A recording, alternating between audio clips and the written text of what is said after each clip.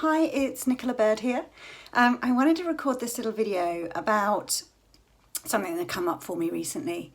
So I was remembering back in the early days of university, I remember sitting in a friend's room, in her bedroom, and her trying on this brand new backpack that she had bought. And she said, I really, really, really want to go traveling around the world, but I'm scared if I do, I won't want to come back. And that, for her, was a reason not to go. Now, what I love about this is that we do this all the time. I remember when I first started exploring the whole area of the three principles and how life really works. And I remember going to my mentor, Michael Neal, and saying to him, teach me whatever you know, share with me whatever you can, but please do not take away my speed, my action orientation, my go-getting nature, my drive and my ambition, whatever you do. I can see other people in this community that look like they don't have that, and that's my secret sauce. So I'm happy to have whatever insights, but do not take that away from me. And really what I was saying is, don't take that away from me, because then I might not operate out of, then I might not be ambitious and driven anymore. And that would be a terrible thing. From my starting place, that looked like a really terrible eventuality. And I see this, and then what happens, right, is we shift and we change. And the driving and the ambition, the drivenness and the ambition's fallen away. And gosh, I'm so pleased. I'm so glad about that. But from point A, that looks like a dreadful eventuality. And from point B, we can kind of smile at ourselves for being so scared of letting go. And I see this come up again and again and again. Like, I see clients who don't want to talk about their relationship problems because if they did, they're scared they might realize that they might want to leave their partner. And they don't see that if they knew to leave their partner as a result of the conversation, it would look like an absolute no-brainer and not scary at all. But from this point, the idea of being without a partner looks terrifying, and we don't even want to go there just in case that's what ends up happening. But however, if it is what ends up happening, we look back and we see, gosh, I don't know why I was so scared. And how it's coming up for me in my current work at the moment is in two ways. So with my little peace of mind clients who are really seeking and looking for a way to overcome anxiety, the idea that everything they're looking for is if you've seen last week's video and the week before, everything they're looking there for is right there if they were just to stop seeking. But from point A, it looks like, well, if I stop looking for how to change this and what I need to do for this to be different, I might not care anymore, and then I might just be anxious forever. And from here, that eventuality looks so terrifying and scary. It's like, I don't want to let go of the seeking, because if I do, then the end of all of it.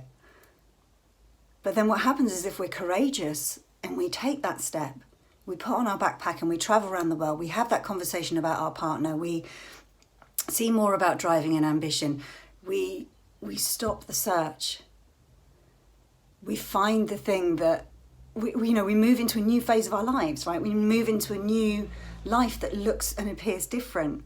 And from that point, the way the world is created from point B, where we are is just perfect. And the other place that I'm seeing it at the moment is with the clients where, in the School of Undoing, where we're exploring this idea of our very selves being made of thought, that our very selves that we identify with and think this is who we are in fact themselves created through thought.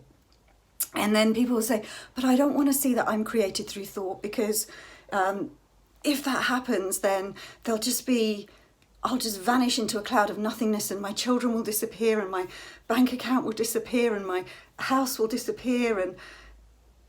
And because of all this misunderstanding of what might happen if we go there, right? Well, what happens if I let go of this idea of the fact that there is a me and I'm a doer? Then I'm just going to sit on the sofa and do nothing forever. And but money won't be so important to me, right? Or I won't be able to pay my mortgage if I don't care about money, or I won't be able to feed my kids if I don't think they exist, right? Or something. We don't even know what it is. We're just scared of it. And so therefore I'm going to cling so tightly to this idea of self. And what we don't see is that the other side of that understanding is a completely different world where it looks like that doesn't matter.